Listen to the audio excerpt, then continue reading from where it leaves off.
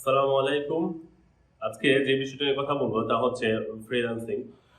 Freelancing কি, কিভাবে freelancing করতে হয়, ফ্রিল্যান্সিং করার জন্য কি, কি লাগে এসব বিষয় নিয়ে খুঁটিনাটি সকল বিষয় নিয়ে এই ভিডিওতে কথা বলার চেষ্টা করব। আর আমি যদি কোনো পয়েন্ট মিস করে যাই তাহলে আপনাদের কাছে অনুরোধ থাকবে কমেন্টস করতে। কমেন্টস করলে আমি কমেন্টসে ইনশাআল্লাহ আপনাদের প্রশ্নের উত্তর দিব। তো সবার আগে যদি বলা হয় যে ফ্রিল্যান্সিং কি, তাহলে ফ্রিল্যান্সিং হচ্ছে এক ধরনের কাজ বা এক ধরনের পেশা, যেখানে আপনি আপনার দক্ষতা ব্যবহার করে আপনি ইনকাম করতে পারবেন, আয় করতে পারবেন। আর ওই কাজটা করার জন্য আপনার কোনো ব্যারিয়ার থাকবে না, অথবা আপনার কোনো টাইম লিমিটেশন থাকবে না যে আপনাকে অফিস করতে হবে সকাল 10টা থেকে রাত 10টা পর্যন্ত, অথবা সকাল 10টা থেকে 6টা পর্যন্ত, মানে যেটা থাকে নর্মাল অফিস বাংলাদেশে এরকম অফিস টাইম করতে হবে তা না। আপনি ক্লায়েন্টের কাছে কাজ নেবেন, আর আপনি হচ্ছে তাদেরকে একটা ডেডলাইন দিবেন, ডেডলাইন অনুযায়ী আপনি আপনার সময় অনুযায়ী সুবিধা অনুযায়ী কাজটা করে তাদেরকে ডেলিভারি দিবেন। এটাই হচ্ছে ফ্রিল্যান্সিং, আর এর মাধ্যমে আপনি আয় করবেন। এটা আপনি শুধু যে মানে ইন্টারনেট ব্যবহার করে বিদেশি ক্লায়েন্টের কাজ নিয়ে করতে হবে তা না। বাংলাদেশের মধ্যে লোকালি অনেক ফ্রিল্যান্সার আছে। যদি নর্মালি বলা হয় যে, যদি বলি উদাহরণস্বরূপ, আপনার একজন ইলেকট্রিশিয়ান যদি আপনি চান দিনের বেলায় যে আপনার বাসায় একটা কাজ করে দিবে, আপনি নর্মালি তাদেরকে পাবেন না। কারণ কি, তারা দিনের বেলা বিভিন্ন সাইটে কাজ করে, প্রজেক্টে কাজ করে, আর রাতের বেলা তারা ফ্রি থাকে। তো তখন তাদেরকে রাতের বেলা অ্যাভেলেবল পাওয়া যায়, তারা তাদের সময় অনুযায়ী ওই যে রাতের বেলা ফ্রি থাকে, ফ্রি সময়টা এসে ওনারা কি করে আপনার বাসায় কাজটা করে যায়। আর করার কারণে কি করেন, আপনি তার বিনিময়ে তাদেরকে কিন্তু টাকা পয়সা দেন। তো এটা কি যে করতেছে তারা, এটা ফ্রিল্যান্সিং আসলে।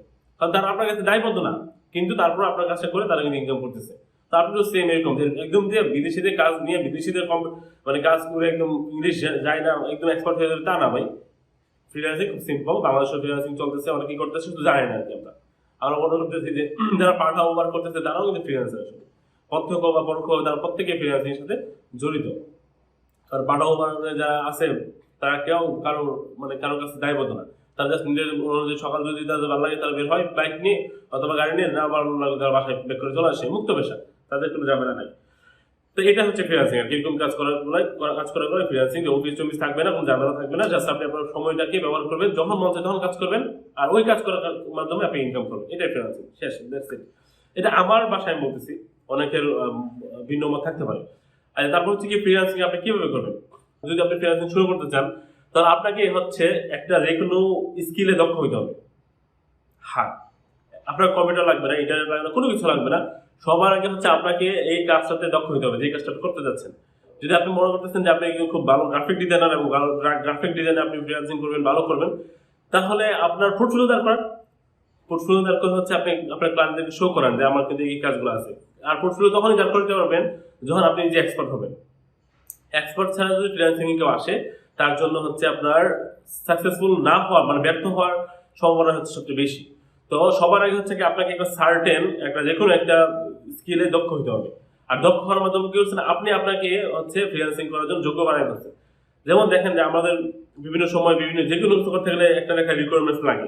তো ফ্রিল্যান্সিং এর রিকোয়ারমেন্টস হচ্ছে যে আপনি যেই নিশে কাজ করবেন, যে সাবজেক্টের উপর কাজ করতে যাচ্ছেন, ওইটাতে আপনাকে হচ্ছে দক্ষ হতে হবে।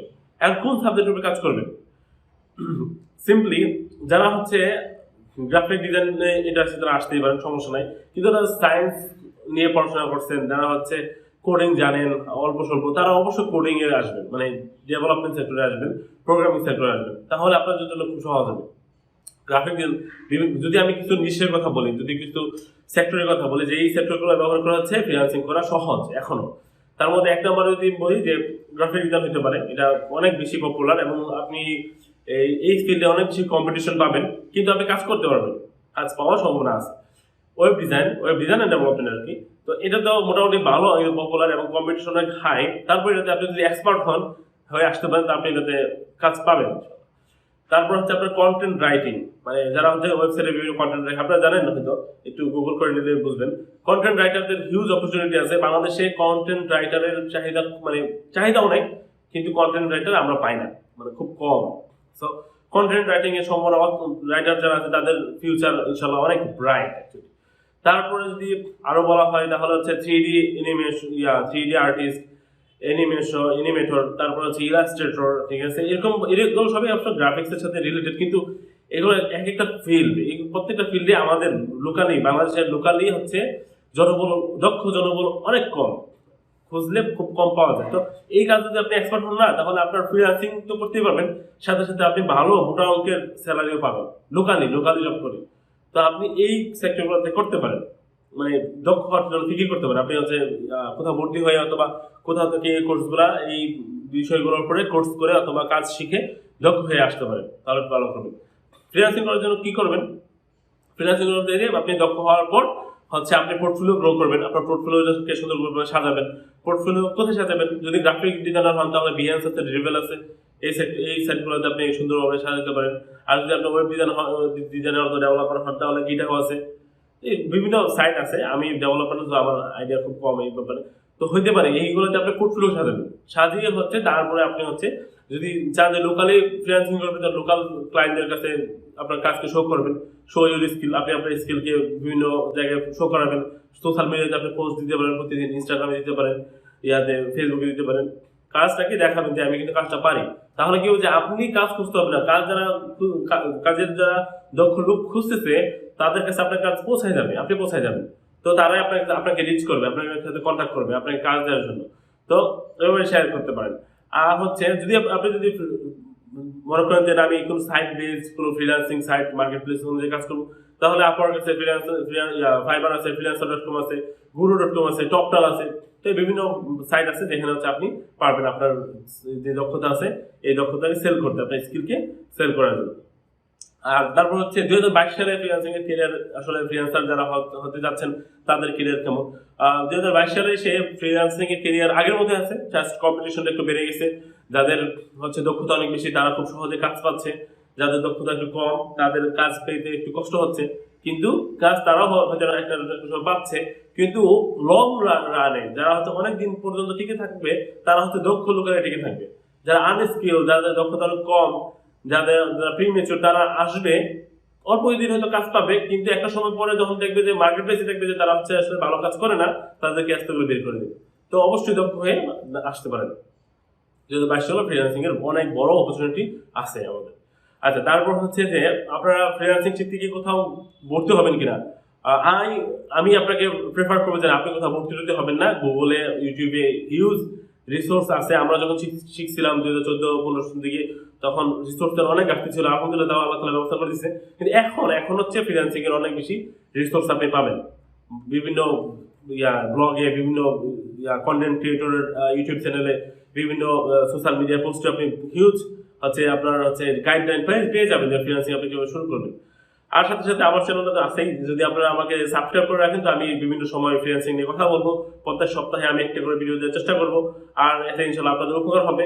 আর আমি রেগুলার কথা বলার চেষ্টা করবো, শুধু ফ্রিল্যান্সিং না, ফ্রিল্যান্সিং বিজনেস সমসাময়িক বিষয় নিয়ে কথা বলার চেষ্টা করবো ইনশাল্লাহ। তো আশা করি এই ভিডিওটা আপনাদের ভালো লাগছে। আর লাস্টের কথা বলি, ফ্রিল্যান্সিং করে কেমন আয় করবেন এটা অবশ্য বলাই হয় না। ফ্রিল্যান্সিং করে কেমন আয় করতে পারবেন তা হচ্ছে আপনি যথেষ্ট ভালো আয় করতে পারবেন, যদি আপনি বিভিন্ন মার্কেট প্লেসে কাজ করেন তাহলে আপনার ফ্রিল্যান্সিং এ তো আপনি অবশ্যই সাইন করতে পারবেন, মানে খুব ভালো একটা ইনকাম আসবে। আপনার স্বয়ংক্রিয় ইনকাম আপনি করতে পারবেন হয়তো, আল্লাহ তাআলা চাইতো। আবার দেখা গেছে অনেকে 5 অঙ্ক করলেও খুব ভালো করতেছে, এরকম অনেক আছে। ঠিক আছে, তো ফ্রিল্যান্সিং এ আপনার আয় টেনশন নেই, আপনি আয় ভালো করবেন ইনশাআল্লাহ। শুধুমাত্র আপনাকে লেগে থাকতে হবে, ডেডিকেশন নিয়ে লেগে থাকতে হবে। কারণ ফ্রিল্যান্সিং এ আপনি আজকে আসবেন, আজকে কাজ করবেন, আজকে আপনি সাকসেসফুল হয়ে যাবেন এরকম না।